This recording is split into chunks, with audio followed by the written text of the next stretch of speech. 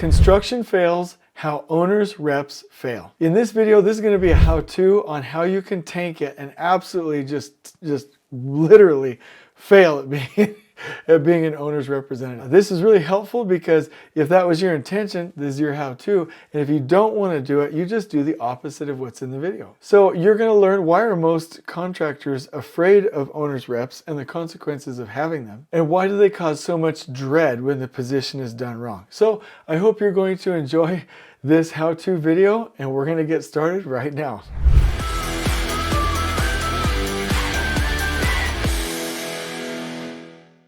So an owner's representative is hired obviously by the owner to make sure that the project is flowing properly and that it's meeting the expectations from the owner. But this position can be so destructive. So I'll give you, this is kind of a morbid example, so I hope you don't leave the channel or the video because of this. But take a hammer for an example. It can be used as a tool, or as a let me say it like this, as a tool for good or a tool for bad, right? I can take a hammer and go frame a house, or I can take a hammer and beat somebody over the head with it and kill them, right? So like, the tool isn't evil in and of itself, it's what you do with it, right? So the position of owner's rep can be amazing, or it can actually just completely tank a project. The decision is up to the owner and the owner's rep based on what they're focused on. And I've said this in a previous video that we'll link to in the description below. An owner's rep must be focused on win, win, win, win. Win for the owner, win for the designers, win for themselves, and a win for the contractors and subcontractors. You cannot have any of those positions fail and have the owner win. So if you're there to protect the owner wins when everybody else wins. The designers, the contractors, and the subcontractors win. So we cannot get into a situation where we're adversarial and fighting. Unless you do want to tank your project or tank the role of being an owner's rep, which I'll give you the how-to right now. All right, so number one, if you really want to fail at being an owner's representative, meaning you want to extend the schedule, you want to just start like putting out a fire with $100 bills, like throw massive amounts of money out the window, the first thing you should do is push. There's this really awesome concept that always hurts people, which is if you push them, rush them, panic them, they'll go faster and make haste. Actually, that's not true. When you push and rush and panic people, they actually start to get less productive. Their morale goes down.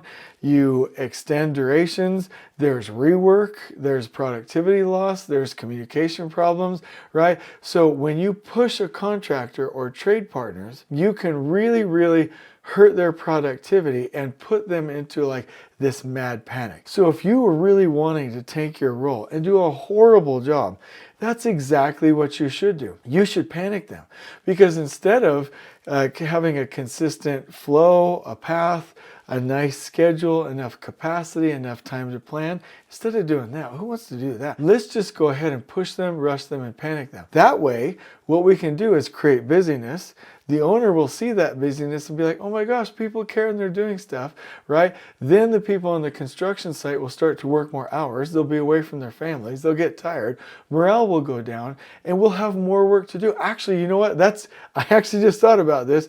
This is genius. As an owner's rep, if I push and panic the people on the job, that's going to extend the job. And guess what? That's that much more money I can earn from this project and this owner. Job security, it's awesome. So the first thing you want to do if you really want to fail at being an owner's rep is push and rush and panic your contractors. Okay, number two, if I really want to do a bad job as an owner's rep, I will make sure the first 5 system leverage points, which I talk about in other videos, are aimed in the wrong direction. They are the paradigm, or the ability to see the paradigm, the mindset of the people, the goal of the system, the structure of the system, and the rules of the system. So if I, for that project as an owner's rep, really want to do a bad job and make as much money as possible and blame it on everybody else, here's what I'll do. I'll make sure that my owner does not see the lean paradigm and the paradigm of taking care of people. I will encourage a mindset amongst all stakeholders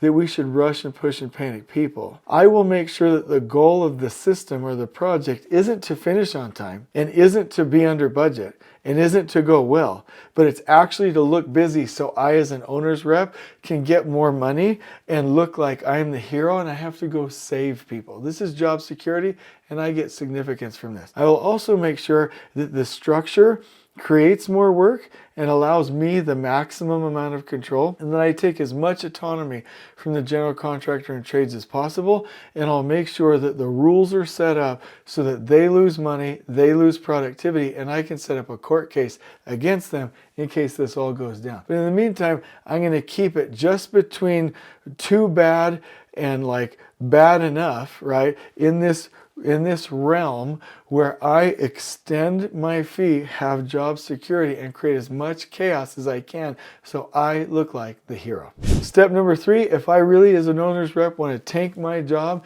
and tank this project, I am going to use CPM. And here's why I love CPM. This is why as an owner's rep, I'm like, this is my scheduling tool. I can hide whatever I want in there and blame it on the general contractor and win a court case. My owner's got a better lawyer than that contractor, so I don't care either way. So I can just tell them to do whatever I want because you can't see anything in the schedule anyway. Because the scheduler and the superintendent who built it don't know what's in there. If I ever get in trouble and the GC tries to attack me, I can just make them more work in the CPM schedule by asking them for revisions, for fragnets, for time impact analyses. I can start asking if they ever get wise to this whole situation and they're like, oh my gosh, I'm going to call out the owner's rep in a meeting. I can just throw back at them float trends and slippage reports and CPM, the critical path analysis, and a number of other really useless metrics. If they ever overcome that, I can actually go into Acumen 360, and there's a number of different reports and analysis that I can do to dig into their schedule, cause them problems, and make them spend countless hours replying to me in a schedule that nobody can see, that people overvalue because it's complex, that stacks trades and hurts people, that literally counteracts every other production principle known to people in construction, to any human being anywhere, so that I know that they'll always be in chaos and that the owner will need me. And so having a CPM schedule will allow me to have the upper hand, force them to do whatever I want, and they can't do anything about it because they can't see anything, and I can make that schedule say whatever. And I also have a tool to keep them busy, to keep them off of my back. So if I am an owner's rep, I will really, really want and just love using CPM schedules. Number 4, if I want to take my role, I will make the GC look busy at all times because it benefits me, because if the owner sees me being busy and that I'm making the contractor busy, they associate that with production and productivity. They don't know that busyness is waste. The owner doesn't know that. So the more busy I make the GC and the more time that I waste from them, it's all waste, but they don't know that. So I can just keep them going, keep them being busy, and I will absolutely tank my role, and I'll probably take the project down with me.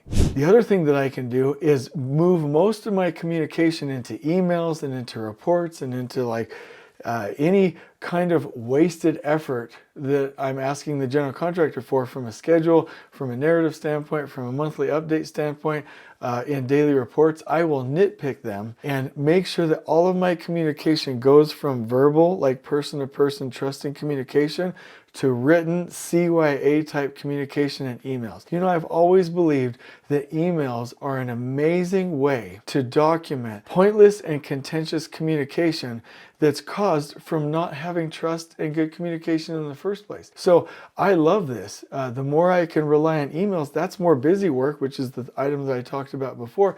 And now we have it all documented, and I've got some more ammunition to throw at them if we ever go to court. So I love this. So as an owner's rep, I will literally do as bad as I possibly can on communication and put everything in writing in worthless emails. Number 6, if I start micromanaging because they're so busy and telling them do this, do this, do this, nobody knows if they're making production or not. I can blame everything on the general contractor, and actually I look like the savior. So my owner wants to pay me probably more money because they know he or she needs me to micromanage the GC. And this is all amazing because I went and got my PMP certification, and I've got pages and pages and pages of worthless tools that I can thrust onto the contractor and micromanage them with that make no difference in the production of the project site and will help nobody, but again, strengthens my job and my relationship in this contract. Number 8, I can be really, really bad at risk mitigation so that I have more things to blame on the general contractor. Number 9, I can neglect stakeholder needs, so I have more things that I have to come in and save and fight fires for and like literally fix, because that's how I get my significance. I can ignore scope creep and schedule extensions, right? Schedule creep, because again, the longer that I'm here on the site, the more I get paid. And I can focus on being amazing at fighting other people and causing contention than I do at building teams. That way, it's never my fault, it's always theirs, and my owner thinks that I'm the only one that can mitigate this fight. At the end of the day, this is a perfect list of how I can completely fail at my role, take the project down with me, but earn more money, get more significance, look important, play savior, and have a God complex and lord over the contractor. This is an amazing how-to on how to fail at being an owner's representative. And so if you like this video, please like and subscribe and share. I hope that every owner's rep out there in the industry learns how to completely benefit themselves, be selfish, and tank the lives of everyone else and throw money away in large amounts while hurting people. More people need to know this, so please like and subscribe to this video. In fact, I hope you've enjoyed this so much, I'm going to give you this list as a Canva graphic, and I want you to know that if you ever need additional advice on this subject, you can contact us at Elevate Construction. The only difference is at Elevate, we don't do these things, we do it right. So we do the opposite. So if you ever actually have a project where you do want to finish on time and help people, give us a call, we're ready to go. I hope you've enjoyed this video on how to fail at being an owner's rep. On we go.